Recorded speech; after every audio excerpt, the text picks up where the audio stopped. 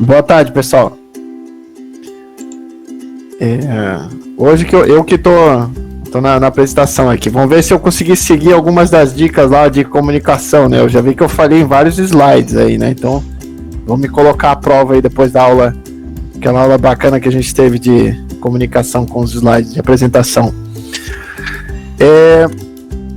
A gente vai falar um pouco aqui de revisão rápida hoje, só que eu até comentei, né, com o pessoal que às vezes a gente teria que falar, não tem como falar de revisão rápida sem falar de revisão sistemática, né? E eu acho que eu não sei se todo mundo aqui já se apropriou desse tema, já trabalhou com revisão sistemática, tem ideia do que se trata. Eu até ia fazer uma enquete aqui, acabei não preparando. Mas alguém aí já trabalhou, já conduziu, ou tem uma boa noção aí do que se trata a revisão sistemática?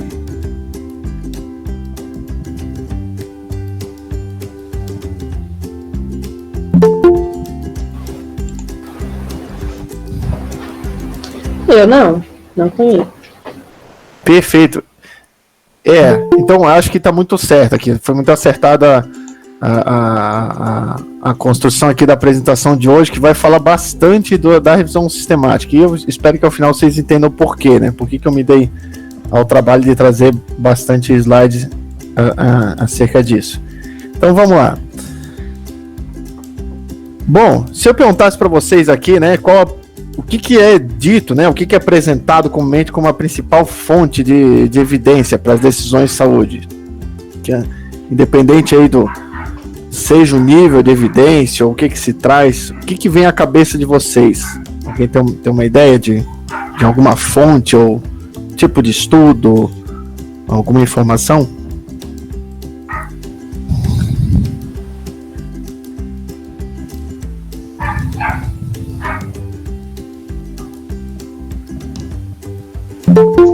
A revisão bibliográfica, né? Porque é em torno dela que a gente tem a constatação de todas as práticas, vamos dizer assim, científicas, né?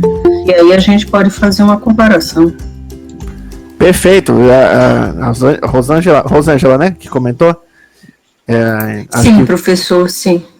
Vai bem no foco, exatamente o que eu estava pensando, que fala um pouco da literatura, né? O que é a literatura, o que é a ciência, né? O que os estudos, sejam eles estudos clínicos, né? Ou o que tem se pesquisado, né? E de fato é isso que a gente defende há muito tempo, né? De maneira geral, sobretudo as intervenções de saúde deveriam ser norteadas por pesquisas validadas, né? Até deixei aqui de forma geral. E aí que vem o nosso primeiro desafio, né? Eu tenho aqui esse slide, é só do controle aí de publicações de uma das bases aí da literatura médica, que é uma das, mas a mais importante também, né? Que é o Medline, até 2014, né? Eu acho que anotei aqui a conta, mais de 30 milhões de citações em mais de 5.200 periódicos, né? E tudo isso em cerca de 40 idiomas. Tá certo que, no geral, o idioma mais difundido aí na ciência é o inglês, né? Mas dependendo da área, da pesquisa que você tá avaliando, é possível que você tenha até que ter alguma noção de outros idiomas. Hoje também isso tá mais tranquilo, porque o Google evoluiu bastante, né? A gente não fica tão limitado, dependendo da área, né? Se é uma área voltada mais para as ciências sociais, tem questões de interpretação que são bem difíceis aí, que eu não sei se o Google dá conta, né, de traduzir. Então esse é o nosso grande primeiro desafio, ok? A nossa principal fonte é essa, e a gente vive há muito tempo já uma explosão, né, de informações, é muita coisa. Ali eu separei até o que teria no título ou no resumo, tem uma forma de fazer essa busca no Medline, que teria o termo trial, que muito provavelmente está relacionado a um ensaio clínico. Então, a gente vê que mesmo especificando só a pesquisa com ensaios clínicos, a gente tem ali cerca de 500 mil publicações, só naquele último período ali de 2014 e 2018. E pode ter mais, porque isso não é uma busca tão sensível não, né? Eu posso ter termos aí que encontrem mais esses estudos. Eu fiz aqui só uma mera comparação. E aí vem o desafio, né? Porque a gente tem esse monte de coisa, as perguntas aparecem todo dia, E os nossos tomadores de decisão, né, os nossos gestores, não tem não podem esperar a gente ir atrás de cada um desses artigos, cada um desses estudos, né? Eu trouxe aqui uma frase que foi famosa no início da pandemia de Covid no ano passado, quando o Donald Trump relatou, né, em uma conferência com os municípios americanos, com os governantes americanos, que ele relatou as reuniões dele com a indústria farmacêutica, né? Falando, faça-me um favor, acelera, hurry up. E aí isso foi muito criticado, né? Essa fala foi criticada, porque ok, a gente consegue, né, acelerar, ninguém tá aqui fazendo corpo mole, né? O mundo inteiro tá abraçado aí pela pesquisa e pelo enfrentamento da Covid. E essa fala, né, mas é isso, é a cabeça da gestão, né? Você quer a decisão para ontem, né? Você não pode esperar 1 ano, 2 anos para uma resposta, que é a resposta para amanhã, daqui 7 dias, uma semana no máximo, né? Sobretudo aí na pandemia, que é um cenário que muda tão rapidamente, né? E as decisões precisam ser tomadas na hora certa. E aí essa fala gerou até uma crítica depois. Mas o que você faz então, né? Entra em pânico. Olha aqui, a primeira crítica, né, da nossa aula da semana passada. Não sei se eu ia passar no teste aí, ó. Coloquei uma animação aqui do colega entrando em pânico. Então você tem que acelerar, mas você tem tudo isso para revisar, né? Como é que você vai fazer? Como é que você sai dessa, né? E aí eu trago essa contraposição, né, da fala do Holden Tork, que falou isso, comentou essa frase do Donald Trump em um editorial da Science, que ficou bem famoso também. A gente até pedindo a cabeça dele, pedindo demissão por causa dessa fala. Então, que ele começava o editorial com o título, né? Faça-nos um favor, né? Donald Trump, faça você um favor, né? Passe a tratar a ciência e seus princípios com respeito, né? Porque não é só uma questão de acelerar. Ali a situação, no caso que era citada, era a produção de vacinas, e essa produção envolve uma série de etapas biológicas que você não consegue acelerar. Você consegue acelerar alguns passos, mas existe uma série de processos biológicos que têm o seu tempo, e além disso, depois tem toda uma cadeia de testes pré-clínicos e clínicos até que você consiga, né, de fato, ter uma intervenção com eficácia e segurança confiável. Mas aí é nesse melhor dos mundos que a gente começa a tentar, então, rever, né, alguns pontos. Então, já há muito tempo é citada, sobretudo com a difusão de uma colaboração, que é a colaboração Cochrane, da grande confiança que a gente tem em um processo robusto, que é a revisão sistemática, sobretudo seguindo o método Cochrane, né, que a gente consegue abarcar toda essa literatura em volta de uma pergunta específica e disponibilizar para os tomadores de decisão e assim por diante. Mas tudo isso leva tempo, né? Uma boa revisão sistemática você não vai conseguir fazer em menos de 6 meses.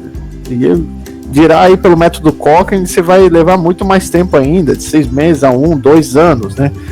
Então, como conciliar isso? A gente tem que entender também que a gente não pode dar esse período para uma tomada de decisão, né? Se você não tem uma revisão sistemática disponível, como é que você vai fazer o levantamento de todo aquele montante da literatura em um tempo que seja viável?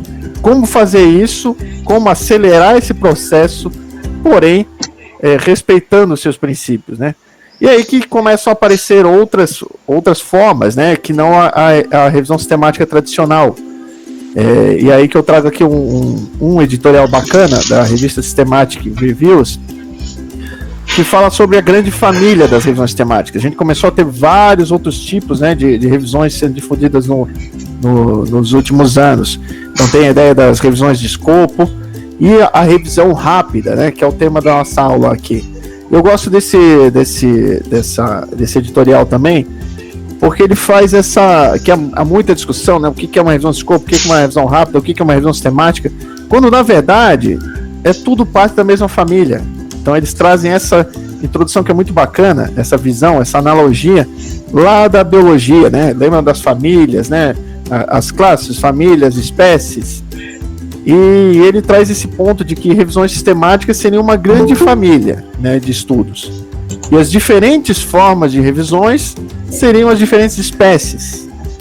O que ele quer dizer com isso? Que, assim como na classificação biológica, apesar de a gente ter uma variação, né, das espécies,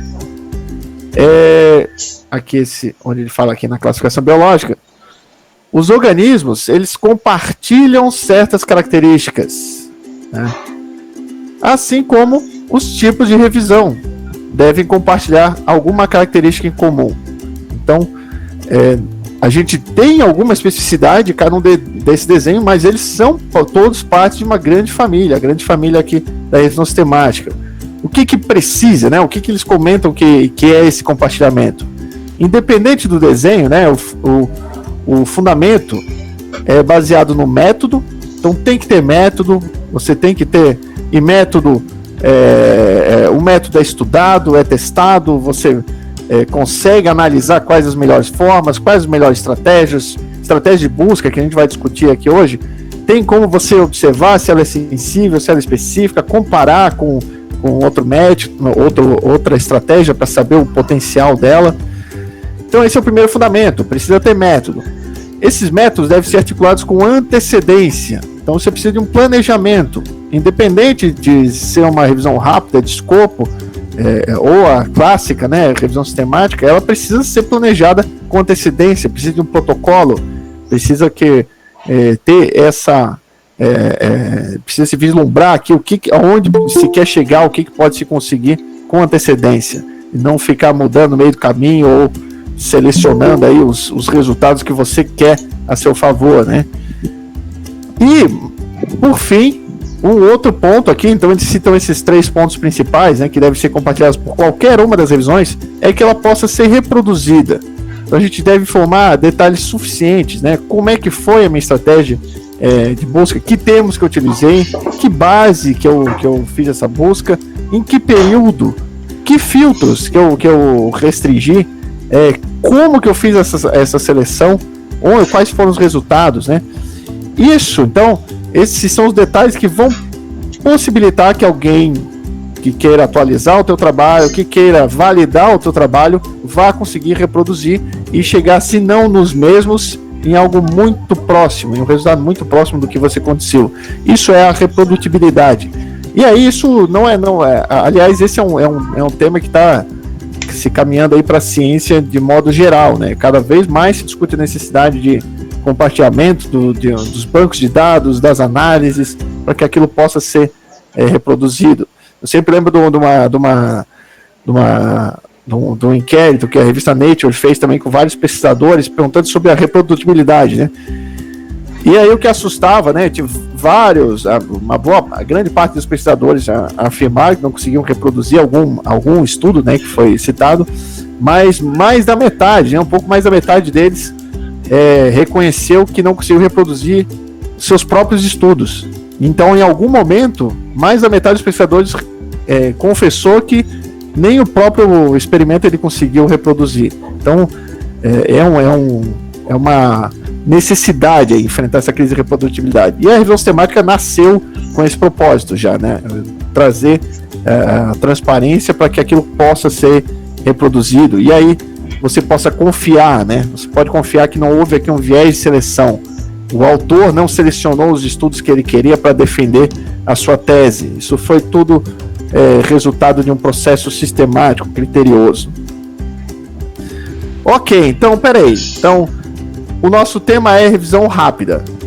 Se a revisão rápida ela é parte de uma família, né, da grande família das revisões sistemáticas, ela, ok, por esse tempo, pela revisão rápida, eu já posso subentender que ela não vai demorar aí 6 meses, 1 ano, 2 anos.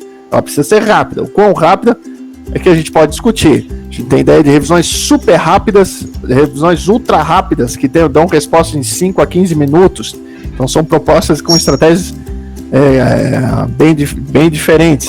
Qual o impacto disso? você tem que saber o risco, né? Que perguntas você consegue responder em tão pouco tempo e que base você consegue acessar. Mas, em geral, a gente fala em algo em torno de um mês, né? 20 a 30 dias. Não tem um padrão para dizer isso é rápido ou não, mas o que se publica entra em algo muito próximo disso. Então a gente consegue, né, uma resposta aí em um tempo hábil, que pode ser tomada, decisão suportada por isso, e a gente continua respeitando aqui a ciência, né, abarcando aí os dois cenários, né. A gente agradece lá o gestor, né, o ex-gestor, né, tá atrasado até, mas trazendo o cenário aí da Covid-19.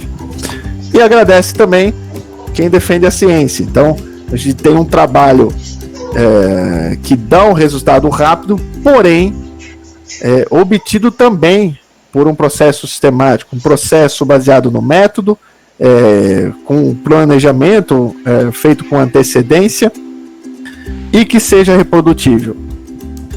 Então, para falar disso da revisão rápida, porém sistemática, esse é o ponto que eu trouxe, né? A gente precisa ter claro o que é uma revisão sistemática, quais os passos. Porque a revisão rápida, a gente vai fazer nada menos do que encurtar alguns passos, alguns caminhos, eliminar alguns ou simplificar, uma forma de acelerar. Como acelerar a revisão sistemática? Mas ela é uma revisão que precisa desse rigor também metodológico. Então vamos primeiro discutir qual é o cenário, né, da revisão sistemática tradicional, e aí a gente fala um pouco sobre esses passos, né, que a gente pode encurtar. Bom, revisão sistemática, a gente tem aqui definição, e aí eu vou citar ao longo de toda a apresentação uma série que está muito bacana, uma série da Thaís Galvão, com o professor Maurício Pereira, e aí no final eu dou o link aí de todos os artigos, que são artigos super rápidos, curtos, que não tem... não vai tomar muito tempo da sua leitura, mas você vai se apropriar de uma forma muito bacana aí de todos os passos da revisão sistemática. Então a Thaís traz aqui a definição clássica, né, de que uma revisão sistemática seria uma investigação focada, uma questão bem definida. A gente já vai conversar, sabe o que é uma questão bem definida, uma questão que possa ser respondida, que visa identificar, primeiro, o que existe, né? O que existe sobre essa questão específica, o que está disponível na literatura, selecionar disso que está disponível, o que atende, né, ao meu cenário, ao meu contexto, à minha pergunta de pesquisa, avaliar disso que eu identifiquei, selecionei, o que presta, né? O que tem alguma confiança ou não, respeito aos critérios mínimos aí de qualidade. E no fim sintetizar. E aí a gente tem essa síntese de duas formas, né? Primeiro, uma síntese qualitativa, basicamente trazer, né, um resumo dos achados, né? Se fala muito da soft table, que é a summary of findings, o resumo dos achados. Para isso você vai trabalhar com tabelões que tragam aqui as estimativas, as populações estudadas, o formato com que aquilo foi estudado. Isso é a síntese. O que é sintetizar de forma qualitativa aqui? E também tecer, né, interpretações e comentários sobre os estudos. Mas a gente também tem uma síntese que é chamada quantitativa, que é basicamente a ideia da meta-análise. Então, aqui um primeiro ponto, né? Meta-análise não é sinônimo, né, de revisão sistemática. A revisão sistemática é o processo de identificar, selecionar, avaliar e sintetizar essas evidências. Um ponto específico, que é a síntese estatística, combinar os resultados de uma grande média. Como é que eu chego numa média geral a partir dos resultados de todos os ensaios clínicos ou estudos observacionais que eu encontrei? Isso é a meta-análise. Então, eu posso ter uma revisão sistemática sem meta-análise. Muitas vezes não é apropriado. Você vai combinar, acima de tudo, a meta-análise é uma média, né? Para você fazer uma média, né? E uma média ponderada por critérios estatísticos e tal. Mas você não junta abacaxi com laranja, banana com maçã. Então, existem critérios mínimos, né? De homogeneidade dos estudos para que você consiga fazer essa média. Então, nem sempre é possível. Muitas vezes nem é o interesse, né? Sobretudo dependendo aí se a gente sai desse campo da revisão sistemática tradicional e vai para essas outras revisões, né, de escopo e assim por diante, que não tem esse interesse na meta-análise, né, mas sim só sintetizar o que está disponível. E a gente não vai falar desse ponto aqui, né? A gente não entra muito na ideia aqui da meta-análise, né? Da revisão rápida. De modo geral, ela está interessada em encontrar o que está disponível, quem sabe até disponível em outras revisões sistemáticas. Mas eu então não vou comentar muito sobre isso, mas se for um tema que todo mundo acha interessante, a gente conversa aí outro dia.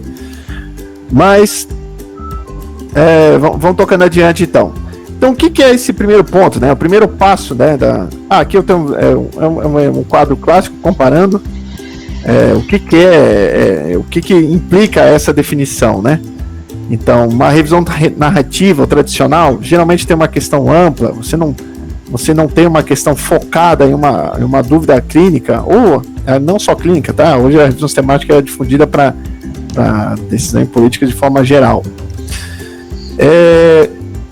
A fonte nem sempre é especificada, é aquele capítulo de livro, né, que fala de um tema geral, tratamento de câncer de mama, e aí sem definir exatamente em que desfecho, em que tipo de câncer de mama, é metastático, um câncer com diagnóstico inicial, fala de intervenção cirúrgica, fala de intervenção com medicamentos, tratamentos, um capítulo que fala de uma forma geral, e aí traz uma série de pontos, questões, sem necessariamente dizer de onde retirou aquelas referências, de como que se obteve. Na revisão sistemática a gente tem uma dúvida clínica específica, o tratamento a efetividade do trastuzumab no câncer de mama metastático, num retratamento, em algum ponto bem específico, isso funciona ou não? E aí a fonte de pesquisa, que bancos de dados, que estratégias foram usadas, vão ser citados. A seleção na revisão tradicional não há muita preocupação com isso, né? Não é especificada. Como que foi selecionado? O que ele selecionou para trazer ali para você aquele capítulo de livro? Enquanto na revisão sistemática a gente vai ver que tem critérios específicos. Você decidiu que tipo de estudo, que tipo de desfecho, que tipo de população você ia incluir. A avaliação crítica, né? Vai depender de quem está escrevendo aqui a revisão narrativa, enquanto que a revisão sistemática ela é essencialmente crítica. Você tem instrumentos, né? Ferramentas que auxiliam a avaliar criticamente os estudos que você está incluindo na revisão. E a consequência disso é que as implicações às vezes são baseadas em evidências na revisão narrativa, porque às vezes são, né?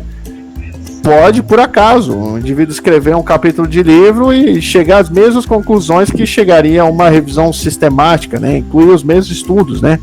A gente não tem aqui a certeza de que um capítulo de livro, uma revisão narrativa está enviesada, porque não foi uma revisão sistemática. A gente não tem a garantia de que ela não está. Essa é a diferença, né? A revisão sistemática afasta esse risco de viés de seleção. É um risco. A gente nunca... não tem a garantia, a não ser que se comprove depois, né? Trocando e-mail aí, investigando e vendo que o autor realmente estava tendenciando ali, querendo fortalecer determinada intervenção. Mas até então a gente está trabalhando com uma incerteza. E a ideia aqui da revisão sistemática é afastar essa incerteza, garantir que evitar que haja aqui uma tendência à seleção. E a gente vai fazer isso, né? A série de artigos da Thaís traz a revisão sistemática em 8 passos. Então eu vou passar rapidamente aqui sobre esses passos para a gente discutir depois o que é possível encurtar. Então o primeiro ponto é definir uma pergunta, né? Era a primeira definição da revisão sistemática, definir uma questão de pesquisa, né, específica. Uma pergunta que pode ser respondida. Então, eu tenho aqui, por exemplo, né? E aí a gente tem um macete para isso, né? Tem um atalho aqui para conseguir fazer uma pergunta dessas, né? A gente não parte do nada. Em geral, a pergunta que possa ser respondida, a pergunta específica, tem esses 4 elementos. É uma pergunta baseada em um problema ou uma população específica. Problema, população pode ser sinônimos. Uma intervenção. Aqui eu estou falando de intervenção, porque eu estou pensando numa intervenção, mas pode ser também uma exposição. Você está querendo avaliar risco de algum determinado fator comparado a outro. A sua comparação e os desfechos, né? Desfechos que poderiam ser usados aí para avaliar. Como você avalia, né, a efetividade de determinado tratamento. Então, pensando aqui nesse cenário aqui, né, que eu trouxe para vocês, essa é a pergunta, né? Qual a segurança da dipirona no tratamento da dengue? Quem que é o nosso problema aqui? Quem que eu identificaria como problema ou população? Que vocês me sugerem aqui que eu... E aí a gente pode fazer o legal desse macete que você faz nas duas vias, né? Ou você monta a sua questão por partes, ou depois você tem uma questão pronta e tenta identificar por partes para saber se ela está adequada. Alguém tem uma sugestão do que eu colocaria aqui nesse quadrinho como nosso problema ou nossa população? A população de dengue, né? As pessoas que são acometidas pela dengue. Perfeito, poderia colocar aqui. Em pessoas acometidas com dengue ou diagnosticadas com dengue. Eu acabei colocando um quadrinho muito pequeno aqui. Eu vou colocar na dengue, né? Em casos de dengue, ou deixa eu colocar aqui. Deixa eu escrever letra de forma que é melhor. Mas a gente pode ser mais específico, quanto mais específico melhor até. Coloquei aqui. Não briguei comigo, é porque eu fiz uma caixinha muito pequena. Qual que é a intervenção que a gente está querendo estudar? Uso da dipirona. Perfeito. Aí eu vou colocar aqui agora. Na dengue, o uso de dipirona.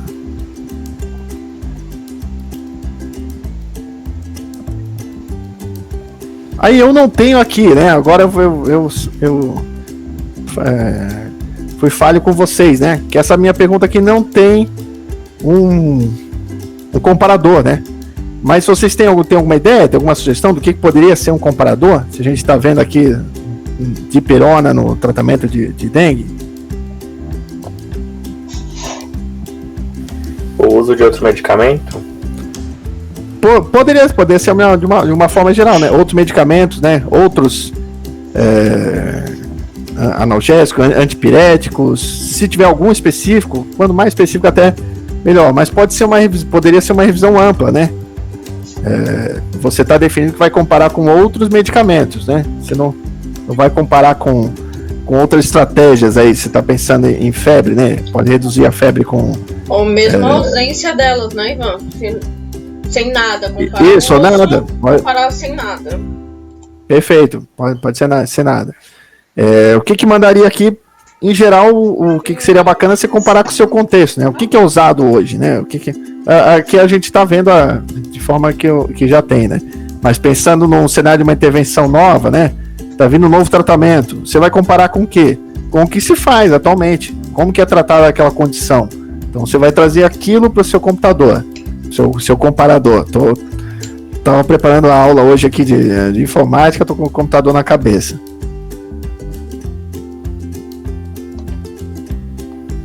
O que vai definir isso? Se eu deixar assim em forma geral, quanto mais trabalho vai me dar. É isso que você vai começar a delimitar, né?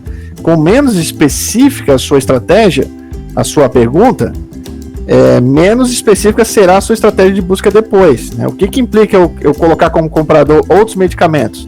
Implica que a minha estratégia vai incluir todo mundo. Comparou com paracetamol, comparou com outros, o analgésico que for, eu vou incluir. Vou ter que incluir essa evidência para fazer a minha avaliação. E a gente está falando em segurança, né? Que desfecho eu poderia ver aqui? E aí, desfecho, né? Esse é um termo que a gente tem que estar bem apropriado quando for falar de evidência, de revisão sistemática, que é o resultado, né? Então, e mais, né? Como que você mede aquilo? É melhor, dipirona é melhor, dipirona é ruim. É ruim por quê? O que acontece com quem toma dipirona no tratamento da dengue, né? Qual o resultado aqui das pesquisas que mostrou isso, que mostrou que deu suporte à nossa conclusão? Então, no pior cenário aqui, né? O que poderia acontecer de pior com quem recebesse aqui uma dipirona, né? Tá com dengue e foi tratada com dipirona. Qual que pode ser o pior desfecho que a gente observaria? O pior desfecho é o óbito, né? Mas eu não sei se seria apropriado aqui. Mas no nosso caso, né, poderia não dar certo, né, e piorar o quadro e chegar a óbito. Na realidade seria isso, né? Já que você fez uma comparação com vários outros medicamentos que alarga e que te dá um leque assim enorme, né? Perfeito, Rosângela. Agora, se fosse a comparação, acho que como foi, talvez tenha sido a professora Marcela, não sei, a voz que foi falada aqui na comparação, sem uso, né, da dipirona, ficaria uma coisa mais assim, talvez afunilada. Perfeito. Eu acho que o óbito é um desfecho bacana aqui, por que não avaliar, né? Vai que apareça aí que relatos, né, de que mostraram que aumentou aí a taxa. Sempre que for uma possibilidade, o óbito vai ser a morte ou a sobrevivência, né? É o nosso desfecho mais duro, né, mais robusto, o desfecho mais crítico. Eu não vou... para ter essa noção, né, do quão crítico é ou não o desfecho, é só imaginar, né? Vamos imaginar aqui que a dipirona reduziu melhor aí a febre, porém, por algum motivo, aumentou o risco de hemorragias, tá? Alguma relação com a agregação plaquetária, aumentou os sangramentos e isso aumentou o índice de AVC que levou a óbito. Então isso pode acontecer, né? Ela foi super melhor em reduzir a febre, porém aumentou a mortalidade. Então o que vai dominar dentre esses desfechos? Qual que é o desfecho mais importante? É a mortalidade ou é melhorar a febre? Apesar da febre estar especificamente ali no contexto clínico. Então, quando vocês forem trabalhar com uma análise crítica de evidências, né, tem um sistema que é chamado GRADE, que ele traz, esse é um dos pontos que ele traz. Primeiro, essa definição da pergunta clara, né, essa pergunta específica, essa pergunta pico, e depois essa definição da importância dos desfechos, né? Então, escolher o principal desfecho, a importância, tem esses pontos, né? Mas eu colocaria aqui, vamos só citar aqui, e aí a gente não se limita a né? A gente não vai avaliar a segurança ou a efetividade de algum tratamento, alguma intervenção, só com um desfecho, né? Você trabalha com várias possibilidades. Você tem aqui sangramento, poderia ser sangramento, né? Hemorragia de algum sentido que tomasse aqui comparado com outros tratamentos. Sintomas, né? Sinais e sintomas, aí de uma maneira geral. Então esse é o nosso primeiro exercício, né? Quando você quer fazer uma revisão sistemática ou uma revisão rápida, você precisa de uma pergunta bem definida, uma pergunta delimitada. Você precisa saber aonde você quer chegar, senão você não vai chegar a lugar algum. Você vai ficar perdido naquele monte de publicações e vai entrar em pânico. Seu gestor lá, Donald Trump, não vai gostar de daqui 30, 40 dias receber a resposta de que você ainda não conseguiu avaliar todos os desfechos. Ou então que não tem como encontrar o que você quer dentro dos estudos que estão disponíveis. Então essa primeira definição aqui da pergunta vai ajudar a trilhar melhor o nosso caminho. Então, definindo bem a nossa primeira pergunta, é hora de pensar, né, na estratégia, né, nos bancos de dados, nas bases, nas fontes, nos sites e que outros locais a gente deveria buscar. E como buscar, definir onde e como, que termos, como é que a gente organiza essa estratégia. E aí a gente tem uma seleção também de algumas fontes principais, usadas sobretudo aqui em revisão sistemática. Esse é um quadro também do artigo da Thaís, faltou citar aqui, mas é aquele mesmo artigo, que traz aí fontes tanto secundárias. A gente tem a ideia do Trip Database, a Cochrane Library, que vai ser uma fonte de revisões sistemáticas. Então, primeiro, a Thaís traz uma coisa bacana também, que é a pergunta sobre a pergunta, né? Depois você monta a pergunta, você tem que fazer algumas perguntas sobre ela, né? Vai ser viável conduzir uma revisão sistemática, né? A gente vai responder isso em tempo? Há interesse nessa pergunta? Se não há interesse, não tem nem por que você começar esse trabalho.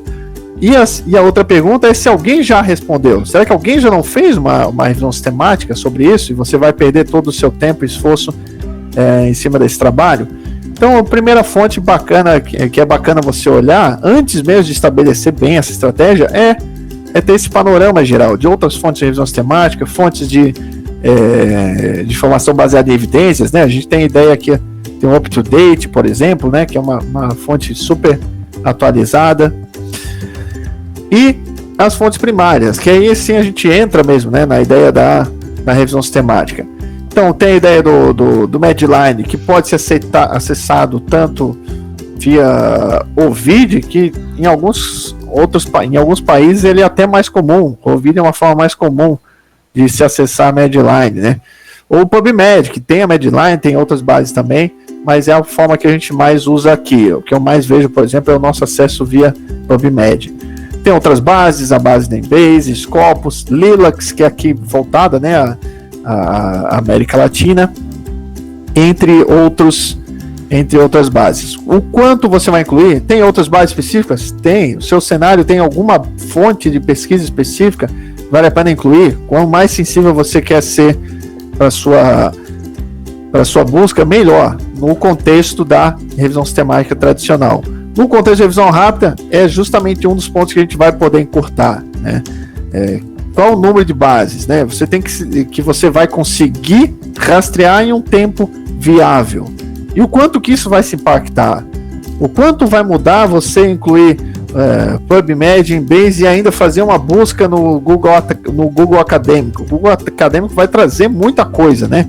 E acaba trazendo muitas vezes muito lixo. Traz coisa boa, traz coisa interessante, mas acaba trazendo muito lixo. Então, quem sabe no contexto de revisão rápida não seja interessante, dependendo da sua pergunta, incluir essas bases tão amplas e você foque mais naquelas bases que são mais confiáveis, né, consideradas mais renomadas aí na difusão. E esse é aí que a gente chega no grande dilema, né? A ideia é que a gente trabalha bastante com a Covid, né? Discutir bastante. E a Covid tinha um problema, né? Porque a gente precisava, né, dar aquela resposta rápida lá para o Trump, mas também precisa se reter ao método. O problema é que era tudo muito novo. Então, se você se restringir aqui a PubMed, Embase, em uma revisão rápida sobre determinado tema, a chance de você não encontrar nada ainda muito específico da Covid é alta, né? Você precisa ir para o que a gente chama de literatura cinzenta. Então, acho que todo mundo viu aí o impacto da ideia dos pré-prints, né? São publicações que ainda não foram revisadas por pares, mas já estão sendo disponibilizadas, às vezes até interpretadas como artigos de fato. Então, mas fazer uma revisão rápida sem considerar esses estudos, até que ponto, né? Essa limitação traz uma conclusão confiável, atualizada. A gente viu um boom aí de publicação, né? Logo no início de protocolos de revisões rápidas, de pré-prints. Então esse é um contexto que a gente um dos grandes desafios, né? Alguns autores levantaram isso, né? O grande desafio da Covid, né? Da revisão rápida na Covid. Você quer fazer tudo rápido, quer se manter o método, mas ao mesmo tempo alguns critérios que você abortaria uma revisão rápida tradicional, você não vai conseguir abortar aqui, como a ideia da literatura cinzenta, né? O que seria essa literatura? Tudo aquilo que não está incluído em bancos de dados indexados, como o PubMed, né? Você não... alguns trabalhos, né? Por exemplo, né? A gente trabalhou muito no Ministério da Saúde com os relatórios da Conitec, que são relatórios que trazem uma síntese completa aí de evidência, tem muito dado lá que avalia determinada tecnologia para ser incluída ou não no SUS. Mas aquilo não está indexado, não vai aparecer numa busca no PubMed, se você colocar lá, que seja o termo Brasil, o que for, não vai aparecer, porque esse material está só na página do Ministério da Saúde, não está incluído lá no Medline. Então essa é uma ideia de literatura cinzenta. Se você quiser incluir aquilo, você vai ter que buscar métodos alternativos, seja pelo Google, seja fazendo uma busca manual, indo no site do Ministério, indo no site de agências, de portais, para conseguir encontrar essa informação. Então é isso que se diz que você pode atingir, né, todo o iceberg, se não todo, boa parte dele, porque essa parte que está disponível na base indexada, é muitas vezes considerado aí só a ponta do iceberg, é só aquilo que chegou, né? Até ser publicado, quantos estudos outros falharam, né? Quantos foram barrados já pelo próprio autor, que teve um resultado desfavorável e não acredita, reconduziu o estudo e engavetou aquele estudo. Quantos que ficaram só dentro dos dados da empresa? Eu lembro sempre da história do H1N1, né, que a gente tinha lá um tratamento do oseltamivir e o fabricante escondeu por mais de 4 anos 7 ensaios clínicos randomizados, que só depois de 4 anos batalhando pela informação, a Cochrane conseguiu a informação desses dados e aí mostrou que tinha um impacto enorme aí nos resultados, né? Que aquele tratamento nem faria no final tanta diferença, não teria tido tanta resolução, seria um resultado semelhante a usar outra alternativa como paracetamol. Mas aí o rombo já tinha sido feito, né? O medicamento já tinha sido vendido por vários governos e tem governo até hoje processando, né, a indústria por isso. Mas esse foi o risco, né, de considerar só aquilo que está publicado e o resto que não está público, né?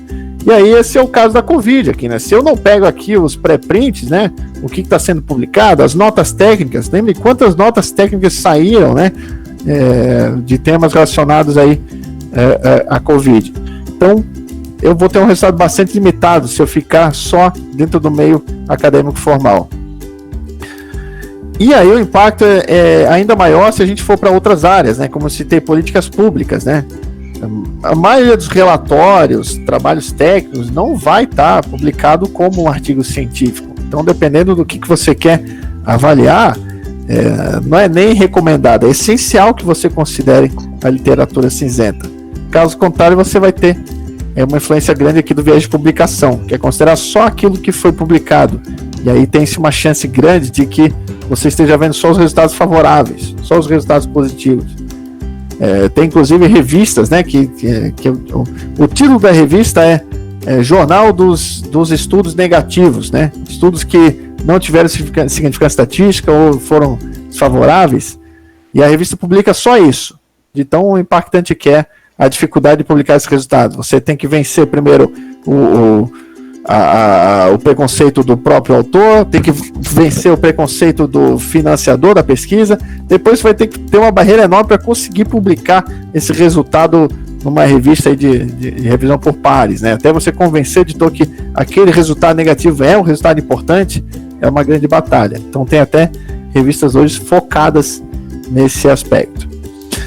Bom, aqui é só um exemplo de uma revisão sistemática que a gente conduziu, né? Foi em 2013, sobre vacinas de influenza. E aí vendo desfechos favoráveis ou não em gestante, vacinação de influenza em gestante, e o quanto que isso melhorava os desfechos tanto na gestante quanto no recém-nascido. Então, no nosso relato a gente traz os bancos de dados, todos que foram, né, consultados.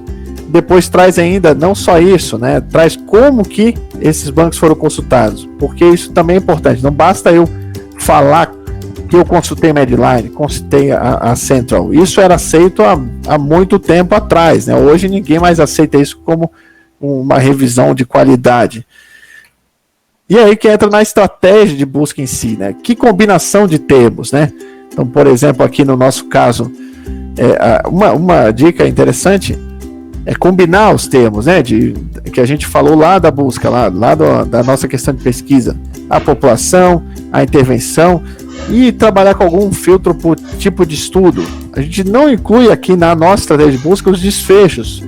Pode ser que eles não apareçam ali no resumo, pode ser que o estudo tenha visto aquele desfecho, mas não foi o principal, e aí não vai aparecendo só busca, mas ele está lá no artigo completo.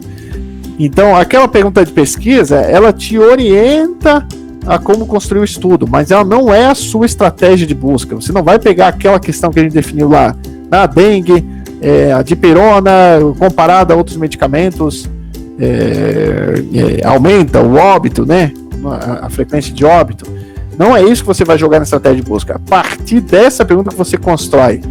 Então, que termos que vão ser sensíveis à minha população? Então, eu vou buscar como é que é o termo relacionado à dengue, como é que esse termo em outras línguas, que outros termos, né, que outros sinônimos, né, são utilizados aqui para dengue. E aí a gente trabalha aqui com essa ideia de operação de conjuntos, né, operação matemática. Então, quem lembra lá do e ou, né?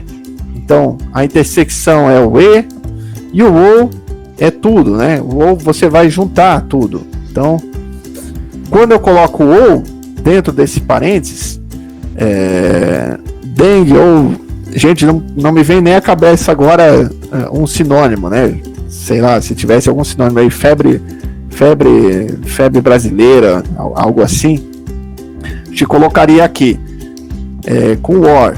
Então, qualquer estudo que falasse ou de dengue ou dessa febre brasileira seria incluído na nossa pesquisa. Então, um ou outro, o que aparecer, a gente está pegando.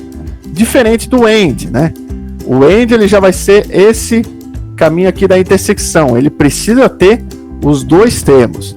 Então, se eu colocasse aqui na minha estratégia de busca dipirona e os seus termos aí em outras línguas, né? Como é que pode ser identificado? Aí tem uma busca interessante que vale a pena procurar, que é o DEX, né? Que são os descritores de saúde que a gente tem da BIREM no Brasil, e também o MESH, né? No PubMed. O DEX acaba refletindo aí o que tem no MESH, que são os termos de indexação de dados nesses bancos de dados, indexação dos artigos nesses bancos de dados.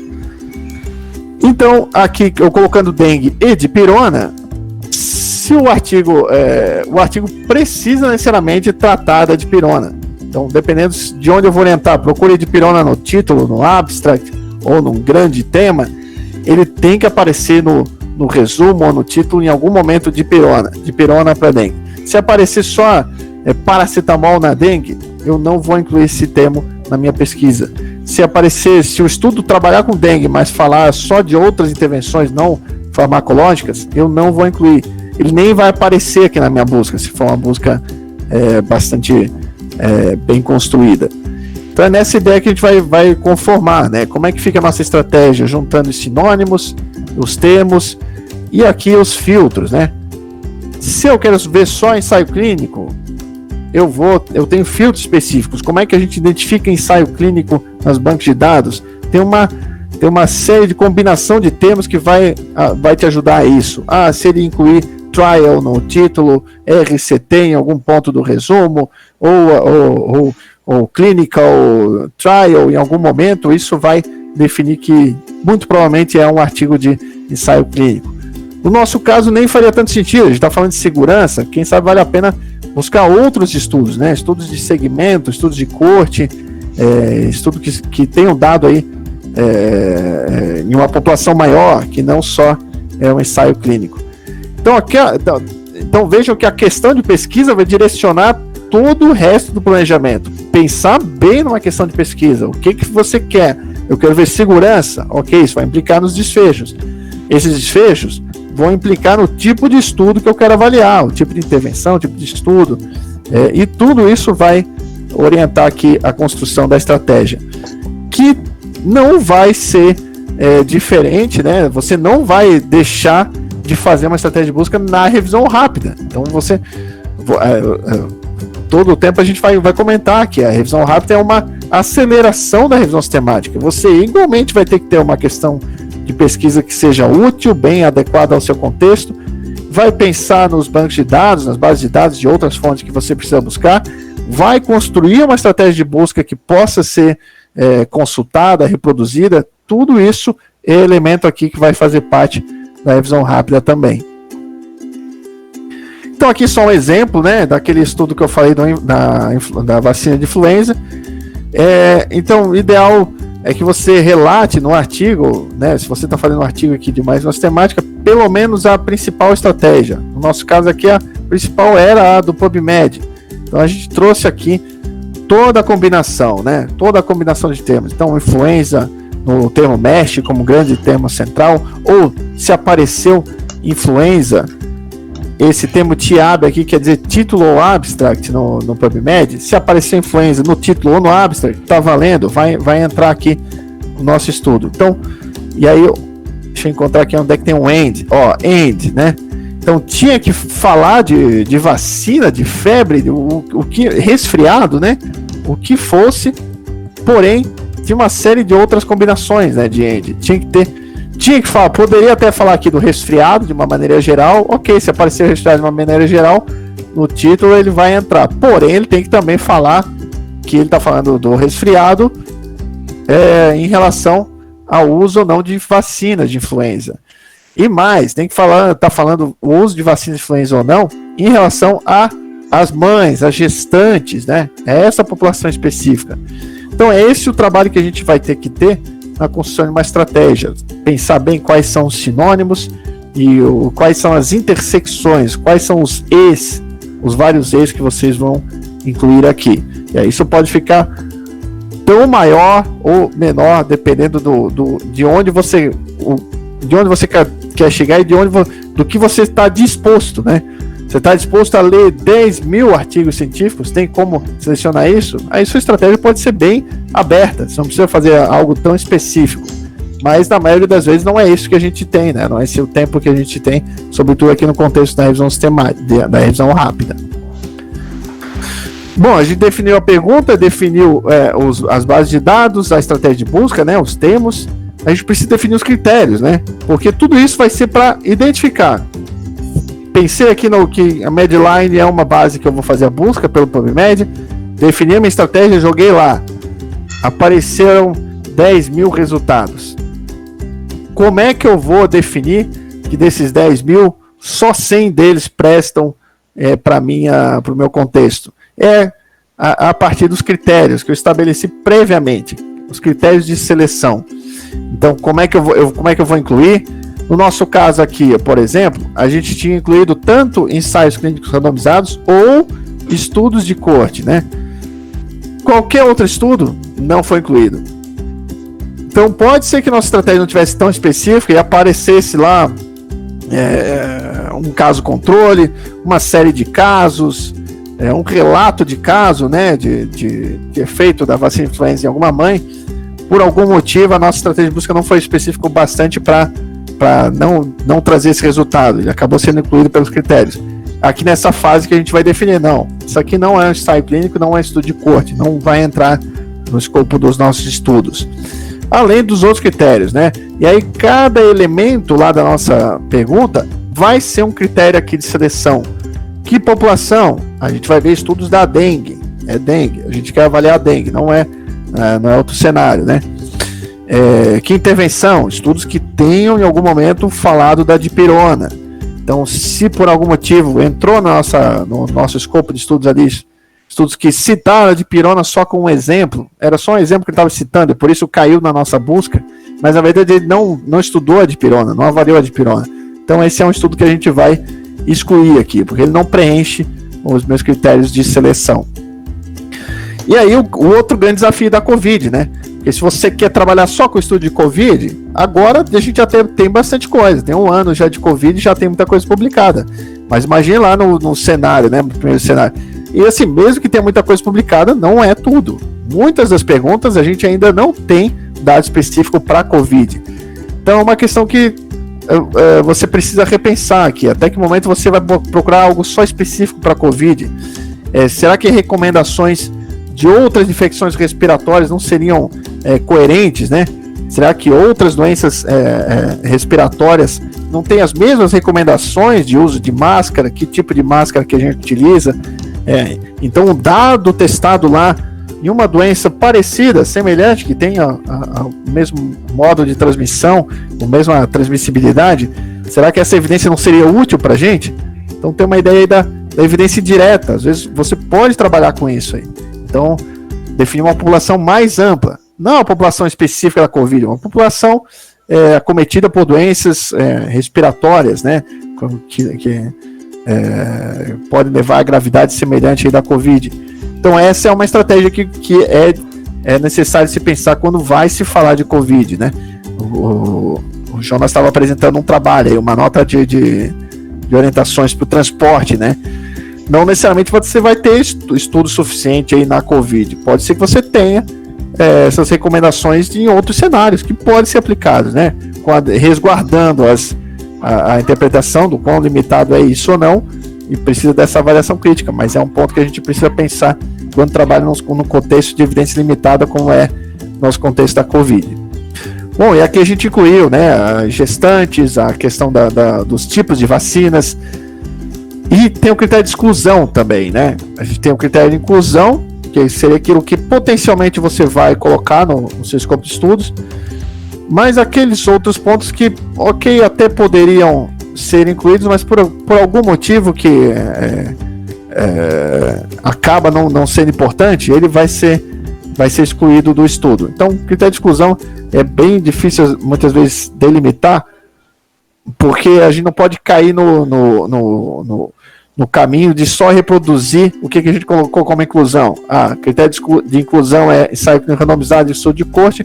No critério de exclusão, eu incluí caso controle, série de casos. Não, mas isso não é um critério de exclusão, eles já não seriam incluídos. Então, o exercício a se fazer aqui, na definição de critério de exclusão, é sempre pensar isso. Esse estudo seria possivelmente incluído? Eu não quero avaliar isso, mas pelos critérios de inclusão ele poderia entrar? Então, esse é o momento de você definir o que é ou não critério de exclusão. Bom, gente, defini uma pergunta, defini as bases de dados, montei a estratégia de busca, estabeleci os critérios para seleção. Tudo isso fez parte de um protocolo que idealmente eu até registro antes. Tem uma base específica aí muito famosa que é a Prospero, que você registra o protocolo da revisão sistemática. Isso tem que ser feito previamente. Muito provavelmente, se você for publicar uma revisão sistemática, vão te solicitar o número de registro, né, prévio dessa revisão, e alguém pode consultar se você mudou de opinião ao longo do caminho e assim por diante. Teve algum viés aí no seu relato. Mas aí começa o nosso trabalho, né? Não que aqui não fosse trabalho, isso aqui já é um trabalho grande, né? Conseguir delimitar todo esse planejamento. Mas aí vem o trabalho braçal, que é conduzir de fato essas buscas e essa seleção, né? Que na revisão sistemática tradicional precisa ser feito por um processo pareado, ou seja, todo o resultado vai ter que ser avaliado por 2 pessoas pelo menos. Ele é pareado, um artigo vai ser visto por 2 pessoas pelo menos para decidir se ele é incluído ou não, e isso tem que ser feito de uma forma independente. O revisor A não pode conversar com o revisor B, não pode ver os resultados do revisor B, senão ele pode ser influenciado. O fulano não incluiu, eu estava em dúvida se incluiu ou não, mas o fulano não incluiu. Então, realmente eu não vou incluir esse artigo aqui. E vai que o fulano lá também estava em dúvida e não tinha certeza, né? Ou acabou errando. Gente, isso aqui é um processo humano, né? Já tem muita automação aí sendo proposta para a revisão sistemática, mas a gente está falando aqui do trabalho humano. Você passa batido em um artigo, não verifica direito aquele título, não incluiu, e aí a resolução desse risco é ter isso de forma independente por outra pessoa. Então você reduz o risco de que um artigo vá passar batido, porque as 2 pessoas vão ter que passar batido por aquele artigo. Então essa é a proposta aqui de resolver esse viés de seleção, né, na revisão sistemática. Fazer todo esse processo aqui de seleção a partir dos números identificados. Quantos vão ser selecionados a partir do título e do abstract. E depois quantos que vão ter a leitura do texto completo, isso é feito, é avaliado, assim por diante. Então, em geral, dúvida, pode ter dúvida? Sim, e vai ter, né? Então se decide já previamente como é que vai ser resolvida a dúvida, se vai ter um terceiro revisor que vai dar aqui o voto de Minerva, se o estudo entra ou não, e assim por diante. Tem todo esse passo aqui. E esse é um dos pontos mais importantes, né? Porque isso toma tempo e toma recurso. Você precisa alocar pessoas aqui para fazer essa revisão. Como acelerar uma revisão sistemática, né? Mantendo esse processo. Então, se você tem bastante recurso, tem dinheiro, uma estratégia é colocar múltiplos revisores. Você não precisa trabalhar só com 2 pessoas. Você precisa garantir que todo artigo foi visto por 2 pessoas e de forma independente. Mas quem são essas 2 pessoas? Pode não interessar. Você coloca aqui 4, 6 revisores trabalhando e divide aí a amostragem para eles. Então, se você tem recurso e tem gente, é uma forma de acelerar e manter aqui o processo de revisão sistemática. Mas a ideia de revisão rápida vem justamente no contexto que você tem que acelerar o processo, mas usando os recursos de uma maneira eficiente, ou em um contexto que você tem recursos limitados, você não tem 4, 5 pessoas para colocar full time aqui trabalhando a sua revisão sistemática, você continua com 1, 2 pessoas. Então a gente vai ver como é que a gente resolve esse problema na revisão rápida. Bom, tem ferramentas, né, para auxiliar isso. Cita aqui o Confidence, que hoje ele é pago, né? Se não me engano, ele é gratuito ainda para a primeira revisão. É um sistema muito bacana, vale a pena conhecer. Tem a plataforma gratuita, que é o Ryan, que parece que teve uma notícia aí que foi vendida, então não sei até quanto ela vai continuar gratuita. Ou você tem outras estratégias, né? Você pode trabalhar com Excel. Eu esqueci de citar, né? Mas os próprios gerenciadores de referências, o Mendeley, EndNote, onde você já tira aí as duplicatas, né? Você já pode trabalhar com esses processos. E no final, você precisa relatar tudo isso de uma forma clara, né? Essa é a proposta aqui do fluxograma do Prisma, que é uma diretriz de como relatar bem uma revisão sistemática. Então, você vai citar aqui todas as bases de dados que você consultou, quanto que você tinha em cada uma. Do lado aqui, outras fontes que não as bases de dados indexadas, quantos artigos você recebeu de algum especialista, encontrou via referência, né? Você foi na referência dos artigos e aí encontrou, tem o que a gente chama aí de hand search, né? Essa busca manual, congressos, que outras fontes, você entra aqui nesse lado. E aí, vai descendo nesse processo, de acordo com os passos, a identificação, a seleção, você tem primeiro uma triagem, né? Muito artigo aqui vai estar publicado, vai aparecer em mais de uma fonte, né? Se você usa PubMed, Embase, o mesmo artigo pode aparecer nas 2 bases. Esse outro artigo pode ter aparecido também como uma indicação aí de especialista. Então, o primeiro passo é remover as duplicatas, trabalhar só com os estudos únicos, registros únicos. Aí, pelo título e resumo, você já excluiu uma boa parte, é onde entra esse ponto, para depois entrar aqui nos artigos, no texto completo.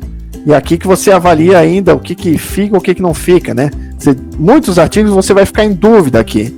Então é melhor pecar por zelo do que correr o risco de perder alguma coisa. Então, se acha que pode ser possível incluir um artigo, ele vai para a fase do texto completo.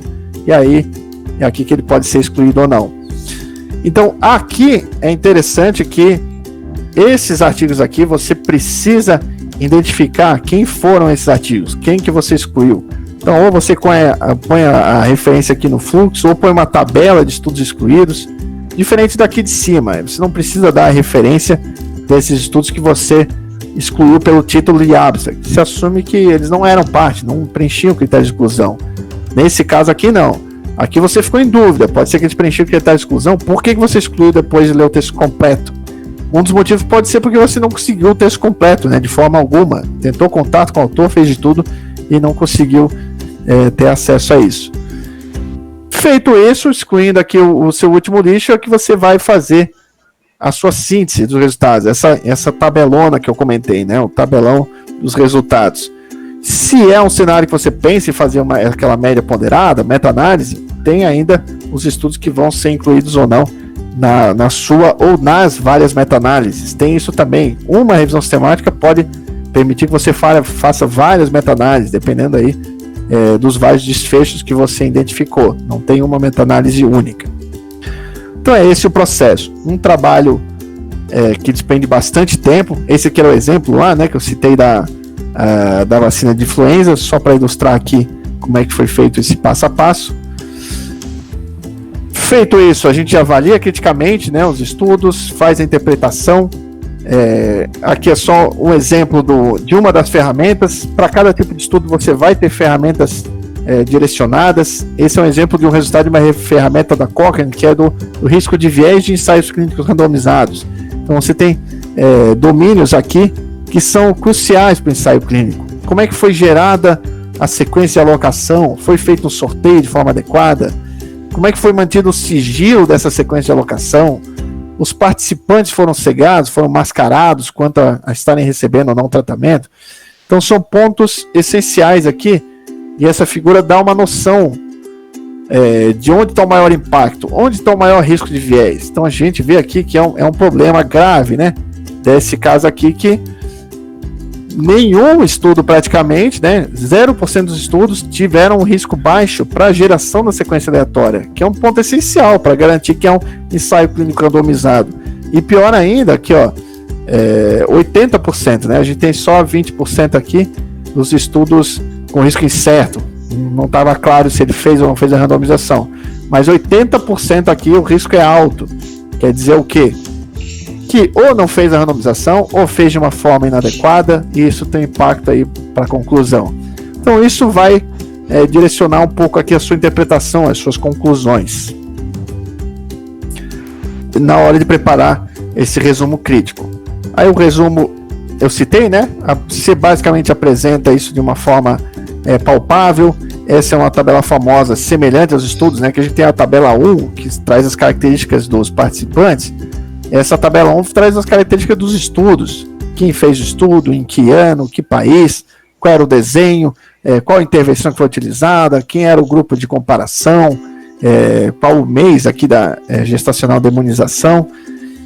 E uma tabela que nada impede, se não for muita informação, você traz também na mesma, mas uma tabela semelhante àquela de resumo de achados, né, que eu comentei. Então a gente vê aqui que no geral os estudos que foram incluídos aqui, tanto nas crianças quanto nas mães, eles eram consistentes em mostrar uma redução aqui da incidência, né, da doença, dos sintomas, né, uma doença da gripe, né, da influenza aí. Mas já não foi tão consistente com uma influenza mais grave, né, com a temperatura acima de 38. Aqui a gente já não tem o resultado consistente, ó, ele acaba atravessando para quem trabalhou com risco relativo ou com taxas, né, de incidência aqui no caso, esse é o sinal de que a gente não tem aí, quando a gente está falando de uma razão, né, não tem essa redução. Bom, gente, eu falei pra caramba, perguntei pra Marcela se eu poderia passar um pouquinho, porque esse é meu grande dilema, né? Como é que eu vou falar de revisão rápida sem deixar claro o que é uma revisão sistemática, né? E eu nem falei aqui de meta-análise, né? Então passei esse ponto que não cabe bem ao nosso tema. Mas é com isso que a gente vai trabalhar para uma revisão sistemática. Como relatar depois, né? Então eu citei lá a ideia do Prisma, né? Uma guia de relato. Que pontos que você deve relatar para que uma revisão sistemática seja considerada confiável, que seja reprodutível. Então a gente tem, não precisa partir do nada, tem um guia orientando isso, o que você deve relatar ou não nesses estudos. E aí você já deve estar se perguntando, né? Mas o assunto, me chamaram aqui, eu levei um calote, né? Me chamaram aqui para falar de revisão rápida e até agora eu não vi nada disso, né? Só vi comentários aí da revisão sistemática do trabalhão que é fazer esse estudo. Bom, como eu falei, né, revisão rápida, ela, dentro daquela noção lá do editorial, ela é nada mais, nada menos que uma espécie dentro da tradicional revisão sistemática, né? E aí a gente tem uma definição que justamente foi publicada no ano passado. Até então a gente tinha várias definições aí do que era a revisão rápida, dependendo de quem, né, era a autoria, você tinha uma variação.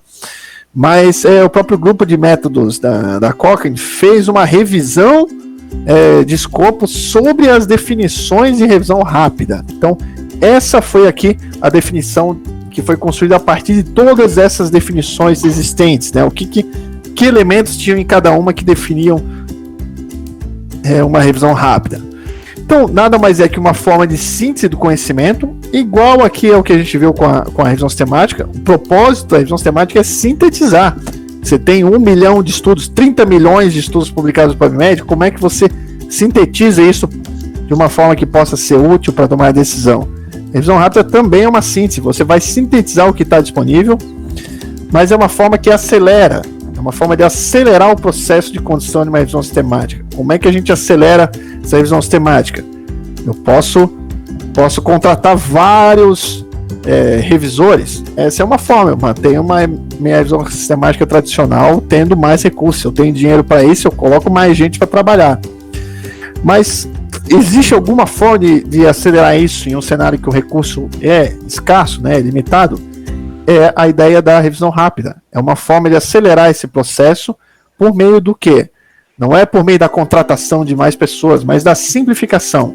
Então você simplifica ou até omite meio da simplificação, omissão de uma variedade de métodos da revisão sistemática tradicional, com o objetivo de produzir evidência de maneira eficiente em termos de recursos. Então, nada mais é que essa forma de criar um atalho. Como é que a gente cria possíveis atalhos para ter ainda uma síntese que seja baseada, né, no método, em algo reprodutível. E aí eu trago aqui uma tabela que eu acho que é bacana, quem tiver interesse, é um artigo que a gente publicou de uma coleção inteira sobre a Covid, uma coleção do CONAS, onde eu falei especificamente do papel, né, da revisão sistemática no enfrentamento da Covid. Então, eu trouxe todo esse panorama, né, dessa definição, da comparação, como confiar ou não nessa revisão. E aí a gente tem aqui um resumo, né, de quais as possíveis estratégias, que alterações possíveis do processo de revisão sistemática tradicional você poderia usar para revisão rápida. Então, no escopo, né, primeiro no escopo, né, restringir o número de questões de pesquisa, né? Você restringe o número de desfechos, você vai procurar um desfecho específico, você não vai perder muito mais tempo com outros estudos, isso já limita bastante, né? Você pode limitar em relação aqui à abrangência, né? Quando eu falo o número de estudos incluídos, você pode limitar uma data. Eu quero saber só o que foi publicado nos últimos 5 anos. É uma estratégia aqui que você pode usar para fazer a sua revisão de uma maneira mais eficiente. Tem limitação? Tem, mas está transparente. Você se propôs. Eu só vou pegar os estudos dos últimos 5 anos. Não vou fazer uma busca inteira. Mais que isso, eu só vou fazer a busca dos últimos 5 anos em 2 bases de dados, Medline e na Lilacs, que é o meu cenário aqui. Não vou avaliar a literatura cinzenta, e aí a ponderação aí que você tem que fazer, o quanto que isso impacta. No caso da Covid é um impacto enorme, né? Você não vê essa literatura cinzenta. Idioma, não vou considerar outras publicações a não ser no inglês, espanhol e português. Não vou ter tempo aqui para ver artigo em francês, alemão, chinês. Então, que é o contrário da revisão sistemática tradicional, que em geral você adota um número grande, né, abrangente de fontes, você tem que incluir a literatura cinzenta, não tem como fazer uma boa revisão sistemática sem considerar os registros de ensaios clínicos, as outras fontes não indexadas, e muito menos restringir idioma. Você não restringe idioma na revisão sistemática. Estou falando que você não faz isso numa revisão sistemática confiável, boa, né? O que você vai encontrar? A gente mesmo já trabalhou aqui com revisões que não consideravam qualquer idioma, mas no geral o idioma não é uma restrição na revisão sistemática. Vamos lá. Mas o que eu queria pontuar sobre tudo aqui, ó, no rigor metodológico, né?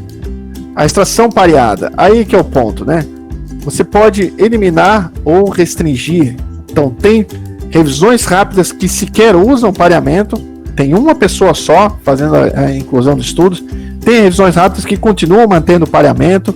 Então, quais dessas adaptações você consegue manter? Quais desses pontos de uma revisão sistemática você consegue manter, dado o seu prazo de resposta, dado o seu recurso, né? Dado a sua limitação de recurso? O que você consegue atender? Porque vai ter problema? Claro que vai. A hora que você excluir aqui o processo de extração pareada, você está implicando aqui na possibilidade de um viés de seleção grande. E aí a gente tem um dado até aqui para isso, que eu vou citar rapidinho. Então, quanto que você está disposto a abrir mão, né, da confiança daquele resultado para conseguir ter um resultado factível que possa ser utilizado? Então, esse eu recomendo fortemente. Quem tiver interesse aqui, esse artigo está gratuitamente disponível, tá? Jogando aí, é o papel, eu vou citar aqui depois a referência, eu acho, mas é o papel da revisão rápida no enfrentamento da Covid. Então tem toda uma revisão lá da definição e dos passos da revisão rápida. Mas isso não é uma regra universal. Você elimina ou não adota, né, a estação pareada. Então como é que você vai lidar, né? E agora, tô perdido, né? falou que pode inclusive não ter, tem revisão rápida aí que não tem revisão, não tem a seleção pareada. Então, em geral, isso é uma norma, né? É um consenso que se entra de acordo com a sua organização. Aí eu trago aqui um exemplo de um painel Delphi para o cenário brasileiro no campo da ATS, da Avaliação de Tecnologia de Saúde, que foi um Delphi, né, que é uma forma de consenso aí entre especialistas, feito aqui pelos professores Marcos Tolentino, o Everton da Silva, aqui da Faculdade de Ceilândia, da Universidade de Brasília, e o professor Jorge Barreto, né, pesquisador da Fiocruz aqui também de Brasília. Então, eu lembro desse estudo que até era parte de um dos especialistas e acabei sendo uma das perdas. Tive uns problemas aqui e não consegui contribuir. E tem uma história longa aqui sobre esse caso. Mas foi um trabalho muito bacana que trouxe, com mais de 20 especialistas, essa discussão.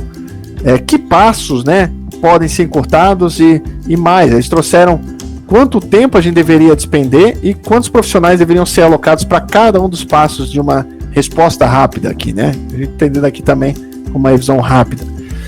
Então vocês vejam, né, que aqui no total vai dar uns 34, né? Então essa resposta, e isso é bem discutido aqui no artigo, que foi o tempo que se encontrou, né, de consenso que deveria ser o limite. Não dá para entregar uma resposta rápida aqui com mais de 35 dias, né? Com 35 dias ou mais. Esse deve ser o limite. Tudo isso deve ser feito dentro desse prazo. E alguns pontos eles mantiveram aqui, né? A decisão foi de manter pareado, né? 2 profissionais trabalhando na seleção dos estudos, na avaliação crítica. Então, essa é uma definição, né? Uma orientação para o contexto da ATS, que está bem focada aqui em definir a efetividade de uma intervenção sobre outra comparada, sobre o incremento de benefício e risco. Ano passado, né, com toda essa discussão da Covid, a Cochrane também elaborou um guia sobre como deveriam ser as suas revisões rápidas. Tem um grupo da Cochrane que trabalha com revisão rápida. Então, e agora ele já foi até publicado. Ele era uma versão interina que foi publicada aqui recentemente, né? A gente tem essa publicação das novas. Então a Cochrane é bem clara, né? O que você vai fazer? Aí tem vários outros pontos, tá? Eu trouxe só alguns aqui, mas você vai limitar as bases principais, né? Para busca, no caso aqui do Central, que é uma base de ensaios clínicos, Medline e Embase, se tiver acesso, né? Se você não tem acesso, nem vai entrar. Então vejam, né? Basicamente eles estão mandando aqui, se não é um estudo de intervenção, né? Que você não tem um ensaio clínico, não tem nem por que você buscar aqui na Central. Então, basicamente, a orientação é busque no Medline. Não deixe de fora o Medline. Restrinja o Medline e vá fazer a sua resposta rápida. Tem outras bases especializadas, eles falam de que isso é recomendado, né? Porém, deve ser restritas a 1 ou 2 bases, fontes adicionais, né? Então, calma lá, segura aí, vá no principal, porque a ideia aqui é ter uma resposta rápida, apesar das limitações que isso vai ter, né? Fala também da literatura cinzenta, mas o ponto mais importante que eu trago aqui é do uso ou não de 2 revisores. Então tem um estudo muito bacana que fez a comparação, né, do impacto. Qual o impacto de você fazer uma revisão rápida e não ter ali os revisores de forma pareada? Pode ser que você perca algum estudo, mas será que você perderia estudos importantes? Tem algum impacto para a conclusão? E aí, esse autor mostrou, né, que sim, quando você tinha um revisor só, 4 estudos importantes deixaram de ser incluídos. No contexto, agora não lembro especificamente. Eu cito lá no trabalho que eu comentei, lá do papel da revisão na Covid. Porém, ele mostrou um outro dado muito interessante, que é que uma revisão rápida aprimorada já não perdeu esses 4 artigos. E o que era essa revisão aprimorada? Justamente isso aqui, ó, que pelo menos 20% se fez um sorteio de 20% dos resultados e esses 20% foram revisados de forma pareada. Todo o resto foi feito só por uma pessoa, não teve 2 pessoas vendo o mesmo artigo. Não, a mesma pessoa pode se dividir ainda, né? Dá para dar metade para um, metade para outro, porém, de todo esse total, 20% deles foram entregues para ambos os revisores. E isso aqui, esses 20% já resolveram o problema. Com esses 20%, aqueles 4 estudos foram incluídos. Então, quem sabe essa seja até uma das fontes, né? Eu não vi aqui a fundo aqui de onde saiu, né, exatamente esse 20% da Cochrane, mas é nesse sentido. Então, eles a obrigação é de que, não, você não precisa usar 2 revisões para tudo, mas pelo menos 20% da amostra de estudos que você identificou, você precisa dessa revisão pareada. E isso é um dado muito bacana, sobretudo sendo da Cochrane, né, que preza aqui pela metodologia da revisão sistemática. Gente, falei pra caramba. Outros materiais que eu acho que vale a pena consultar, tem um artigo aqui que eu comentei. Quem está interessado, tem uma revisão completa aqui, que a gente acabou de publicar aí no material lá do CONAS, e com tópicos específicos da Covid, né? Porque foi essencial o uso da revisão rápida aqui. Como é que você decide se dá para extrapolar ou não o prazo de validade da N95? A gente está sofrendo desabastecimento aí de insumos, né? Precisa ter todo mundo usando N95? Agora mudou o cenário, será que qual é o impacto disso? Se não tiver todos os profissionais usando N95, o que pode acontecer? Que estratégia de priorização? Que tratamentos têm sido utilizados aí no tratamento da Covid? Então tinha uma revisão rápida no formato até vivo, né? Tem o pessoal do Hospital Sírio-Libanês, do Núcleo de Avaliação de Tecnologia, está trabalhando muito nisso, manter vivas essas revisões rápidas, né? Hidroxicloroquina, um grande tema discutido, esses outros temas controversos, né? A todo momento está sendo revisitada a busca, se apareceu algo novo ou não, e atualizado esse dado.